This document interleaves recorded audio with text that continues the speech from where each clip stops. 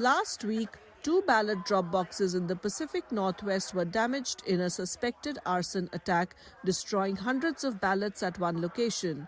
In neighbouring Portland, Oregon, a fire suppression system contained a similar blaze, limiting the damage to the ballots. These attacks on ballot collection boxes during early elections are raising concerns about the overall safety of the U.S. presidential polls on Election Day as well. In New York, officials from the Board of Elections state that a stolen election isn't possible, emphasizing that elaborate measures have been implemented to counter any subversive attempts. We have a multi-jurisdictional, national, statewide, and citywide security plan that is both cyber and physical, some of which you see, some of which you do not see.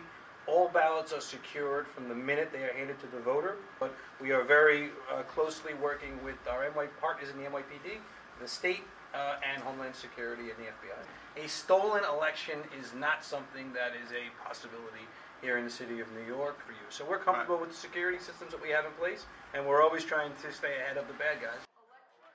Ballot drop boxes have become an increasingly important part of the voting process in many states. 27 states and the District of Columbia allow the use of ballot drop boxes, which are particularly crucial in states like Oregon and Washington, where voting predominantly occurs via mail or drop-off. In Clark County, Washington, about 60% of ballots are submitted through drop boxes. The security of these drop boxes has become a significant focus in U.S. presidential elections, with various measures implemented to ensure their integrity and protect against potential threats. On October 28, the watchdog group Property of People published a U.S. Department of Homeland Security bulletin from September, highlighting concerning social media conversations around polls. The bulletin noted that some social media users are discussing and encouraging methods of sabotaging ballot drop boxes while avoiding detection, which could heighten the potential for targeting this election infrastructure through the 2024 election cycle.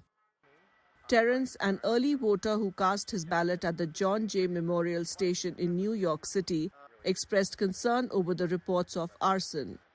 While he is worried about the specific incidents, his broader fears center on the overall safety of the electoral process. He hopes that adequate measures have been put in place to prevent a recurrence of events like those on January 6, 2021, when supporters of one side breached barricades and ransacked the U.S. Capitol in an effort to stop the certification of the next president. I think it is a concern. I'm also hoping that there's preparation in place for, depending on what happens, that we won't be going back to what happened on January 6th. So, yeah. But you're concerned about that? I'm concerned, yeah. I'm trying not to fixate on it, but it is a concern. While the authorities claim that robust security measures are in place to protect ballot drop boxes and any possible threats, the incidents highlight the need for continued adaptation and enhancement of security protocols to ensure the safety and integrity of the overall election process.